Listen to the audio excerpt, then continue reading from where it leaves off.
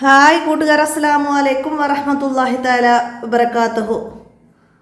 7ാം class English medium school മദ്രസയിലേതും Islamic educational ബോർഡിൻ്റെ കീഴിലുള്ള ബോർഡിംഗ് മദ്രസയിലും 7ാം ക്ലാസ്സിലെ അഹ്കാമു തജ്വീദിലെ അദ്ദറസു സാലിസ് 3ാമത്തെ പാഠം ഫസ്തഇദ് ബില്ലാഹി. നമുക്ക് പാഠത്തിലേക്ക് കടക്കാം. ബിസ്മില്ലാഹിർ റഹ്മാനിർ റഹീം. സുബിഹി നിസ്കാരം കഴിഞ്ഞ് ഉപ്പ മസ്ജിദിൽ നിന്ന് വന്നപ്പോൾ സുഹൈല മോൾ മുസല്ലയിലിരുന്ന് ഖുർആൻ ഓതുകയായിരുന്നു. ഉപ്പക്ക് സന്തോഷമായി. അല്പനേരം ഖിറാഅത്ത് ശ്രദ്ധിച്ച ശേഷം ഉപ്പ പറഞ്ഞു, ഖിറാഅത്തിൻ്റെ ചില അദബുകൾ മോള് ശ്രദ്ധിച്ചില്ലല്ലേ? ഖിറാഅത്തിൻ്റെ ചില അദബുകൾ മോള് ശ്രദ്ധിച്ചില്ല അല്ലേ? കിബിലക്ക് അഭിമുഖമായി ഇരുന്ന് നല്ല വസ്ത്രം ധരിച്ച് ബഹുമാനത്തോടെ മുസ്ഹഫ് പിടിച്ച് എല്ലാ അദബുകളും പാലിച്ചാണല്ലോ ഞാൻ ഖുർആൻ ഓതുന്നത്. സുഹൈല ഉപ്പയുടെ മുഖത്തു നോക്കി. ഉപ്പ, മോളെ, ഖുർആൻ തർത്തീലായി പാരായണം ചെയ്യണം. തർത്തീൽ, ഖുർആന് സാവധാനം പാരായണം ചെയ്യണം എന്ന് ഉപ്പ മോളോട് പറഞ്ഞു കൊടുക്കുകയാണ്. ഹദിറിനേക്കാളും തദ്വീറിനേക്കാളും പുണ്യം ലഭിക്കുക തർത്തീലായി പാരായണം ചെയ്യുമ്പോഴാണ്. ഹദിർ എന്ന് പറഞ്ഞാൽ വേഗത്തിൽ ഓതുക. തദ്വീർ എന്ന് പറഞ്ഞാൽ മധ്യനില, സാവധാനവും അല്ല സ്പീഡിലും അല്ലാത്ത രീതിയിൽ. ഇതിനേക്കാളൊക്കെ പുണ്യം എന്താണ്? തർത്തീലാണ്, സാവധാനം ഓതലാണ്. അപ്പം അത് മനസ്സിലാക്കുക. ഖുർആൻ പാരായണം ചെയ്യുമ്പോൾ ഏറ്റവും പുണ്യം ലഭിക്കുന്നത് തർത്തീലായിട്ട് പാരായണം ചെയ്യുമ്പോഴാണ്. ഹദിറിനേക്കാളും തദ്വീറിനേക്കാളും പുണ്യം ലഭിക്കുക എന്നിങ്ങനെ പാരായണം ചെയ്യുമ്പോഴാണ്? തർത്തീലായി പാരായണം ചെയ്യുമ്പോഴാണ്. സുഹൈല, അതേ ഉപ്പ, കഴിഞ്ഞ ദിവസം ഉസ്താദ് ക്ലാസ്സിൽ പറഞ്ഞു തന്നിരുന്നു, ഞാനത് മറന്നുപോയി.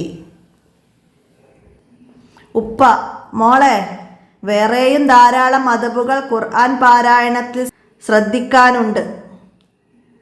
അല്ലാഹു തആലയുടെ റഹ്മത്ത് പരാമർശിക്കുന്ന ആയത്തോതുമ്പോൾ കാരുണ്യം ചോദിക്കുകയും അദാബിനെ കുറിച്ച് പറയുമ്പോൾ കാവൽ തേടുകയും വേണം. അള്ളാഹുവിൻ്റെ റഹ്മത്ത് പരാമർശിക്കുന്ന ആയത്ത് അത് ഓതുമ്പോഴേ കാരുണ്യം ചോദിക്കണം. അദാബിനെ കുറിച്ച് പറയുമ്പോൾ കാവൽ തേടുകയും വേണം.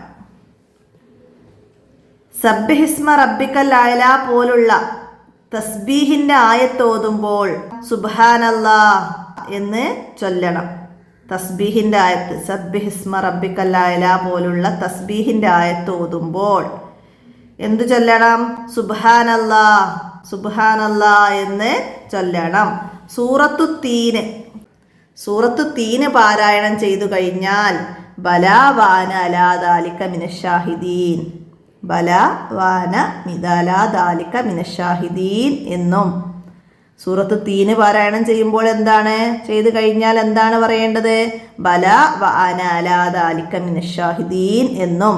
സൂറത്തുൽ ഓഷിയയിലെ സുമ്മ ഇന്ന അലൈനാ ഹിസാബഹും എന്ന് ഓതിയാല് അല്ലാഹുമ്മ യസ്സിർ അലൈനാ ഹിസാബന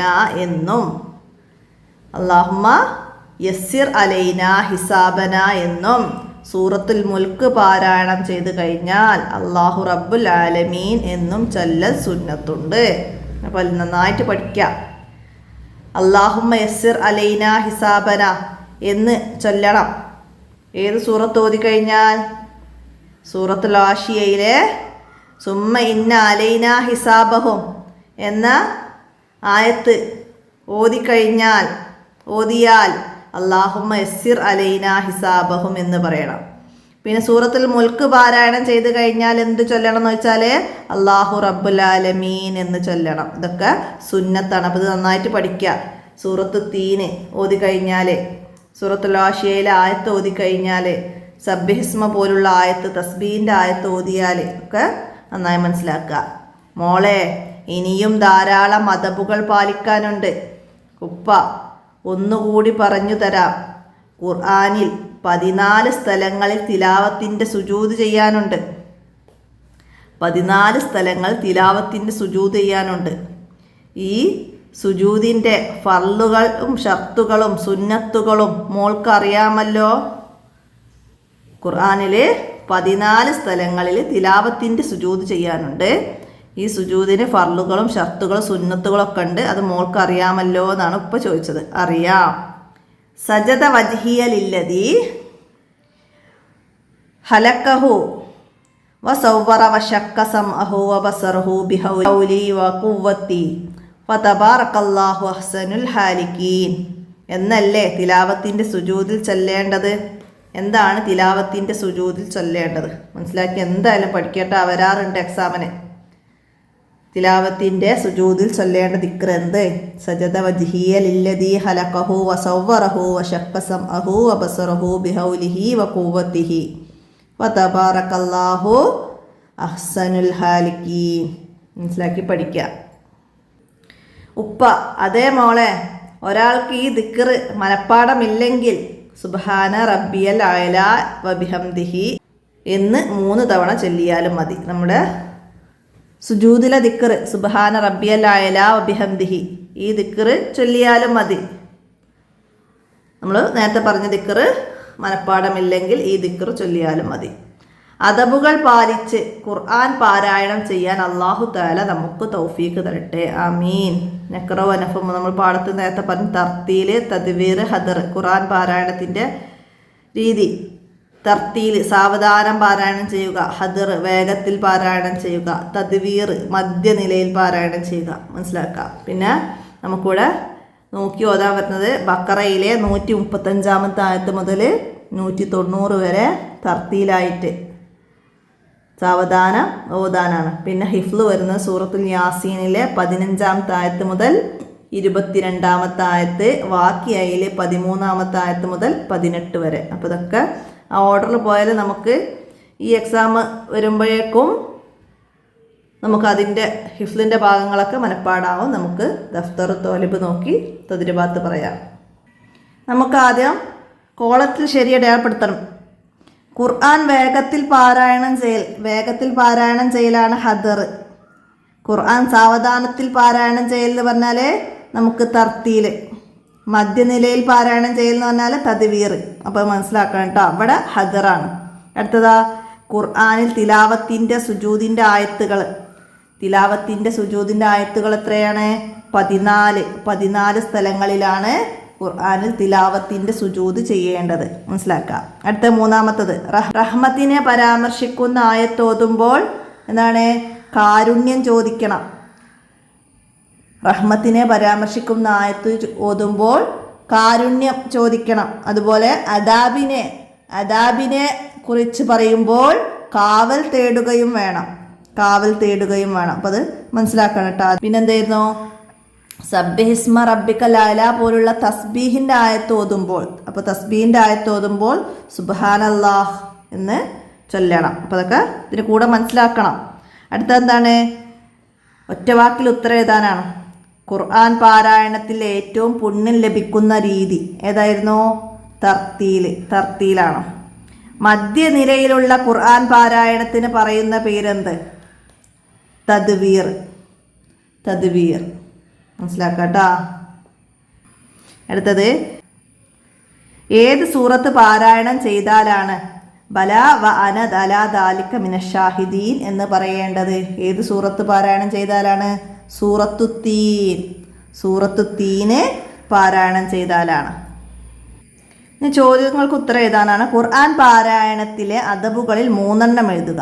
3 എന്തൊക്കെ എഴുതാം നമുക്ക്? നമ്മളിവിടെ വായിച്ചിരുന്നു. കിബിലക്ക് അഭിമുഖമായിരിക്കുക, നല്ല വസ്ത്രം ധരിക്കുക, ബഹുമാനത്തോടെ മുസഫ് പിടിച്ച്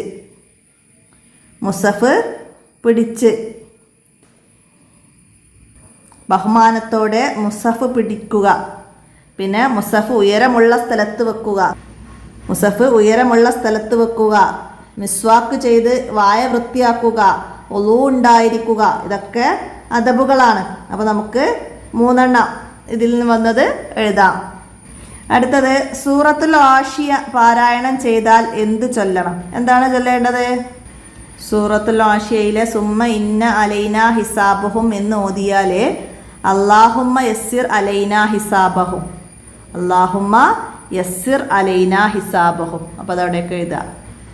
അടുത്തത് സൂറത്തുൽ മുൽക്ക് പാരായണം ചെയ്താൽ എന്ത് ചൊല്ലണം? എന്താണ് സൂറത്തുൽ മുൽക്ക് പാരായണം ചെയ്ത് കഴിഞ്ഞാൽ അല്ലാഹു റബ്ബുൽ ആലമീൻ, അല്ലാഹു റബ്ബുൽ ആലമീൻ എന്ന് ചൊല്ലണം. അല്ലാഹു റബ്ബുൽ ആലമീൻ. പിന്നെന്താണ് അടുത്തത്? സൂറത്തുൽ മുൽക്ക് പാരായണം ചെയ്താൽ എന്ത് ചൊല്ലണം? എന്തായിരുന്നു? സൂറത്തുൽ മുൽക്ക് പാരായണം ചെയ്ത് കഴിഞ്ഞാൽ അല്ലാഹു റബ്ബുൽ ആലമീൻ എന്ന് ചൊല്ലണം. ഇതൊക്കെ സുന്നത്തുകളാണ്, സുന്നത്തുണ്ട്. അടുത്ത് സജദ തിലാവത്തിൽ ചൊല്ലേണ്ട ദിക്ർ ഏത്? സജദ തിലാവത്ത്, സുജൂദ്, സജദയുടെ ആയത്ത് ഓതിയ സുജൂദ് ചെയ്യുമ്പോൾ ചൊല്ലേണ്ട ദിക്ർ ഏത്? എന്തായിരുന്നു? സജദ വജ്ഹിയ ലില്ലദീ ഹലഖഹു വസവ്വറഹു വശഖ്ഖ സമഅഹു വബസറഹു ബിഹൗലിഹി വഖുവ്വതിഹി ഫതബാറകല്ലാഹു അഹ്സനുൽ ഖാലിഖീൻ, അഹ്സനുൽ ഖാലിഖീൻ. ഇതാണ് ചൊല്ലേണ്ടത്. എവിടെയൊക്കെ എഴുതുക. അടുത്തത് ഏത് ആയത്ത് ഓതുമ്പോഴാണ് സുബ്ഹാനല്ലാ എന്ന് ചൊല്ലേണ്ടത്? ഏത് ആയത്ത് ഓതുമ്പോഴാണ്? നമ്മളിവിടെ പറഞ്ഞിരുന്നു സബ്ബിഹിസ്മ റബ്ബിക്കൽ അഅല പോലുള്ള തസ്ബീഹിൻ്റെ ആയത്ത് ഓതുമ്പോൾ. അപ്പോൾ തസ്ബീഹിൻ്റെ ആയത്ത് ഓതുമ്പോൾ എന്ന് എഴുതിയാൽ മതി. സബ്ബിഹിസ്മ റബ്ബിക്കൽ അഅല പോലുള്ള തസ്ബീഹിൻ്റെ ആയത്ത് ഓതുമ്പോഴാണ് സുബ്ഹാനല്ലാ എന്ന് ചൊല്ലേണ്ടത്. അടുത്തത് ഖുർആനിൽ അദാബിനെ കുറിച്ച് പറയുന്ന ആയത്ത് ഓതുമ്പോൾ എന്ത് ചെയ്യണം? എന്ത് ചെയ്യണം? കാവലിനെ തേടണം. അദാബിനെ കുറിച്ച് പറയുമ്പോൾ കാവൽ തേടുകയും വേണം, കാവലിനെ തേടണം. അപ്പോൾ അത് അവിടെയൊക്കെ എഴുതുക. അപ്പോൾ ഇത്രയാണ് മൂന്നാമത്തെ പാഠമായ ഫസ്തഈദ് ബില്ലാ എന്ന പാഠത്തിൽ നിങ്ങൾക്ക് മനസ്സിലാക്കി പഠിക്കാനുള്ളത്. എല്ലാവരും മനസ്സിലാക്കുക, പഠിക്കുക, ഉപകാരപ്പെടുത്തുക. കൂട്ടുകാർക്കൊക്കെ വീഡിയോ ഷെയർ ചെയ്ത് കൊടുക്കുക. എന്തെങ്കിലും തെറ്റുകളൊക്കെ പറയുന്നതിലും കട്ട് ചെയ്യുന്നതിലും എഡിറ്റ് ചെയ്യുന്നതിലൊക്കെ വരുന്നതുണ്ടെങ്കിൽ അറിയിക്കുക, മെസ്സേജ് ചെയ്യുക. അസ്സലാമു അലൈക്കും വറഹ്മത്തുള്ളാഹി വബറകാതുഹു.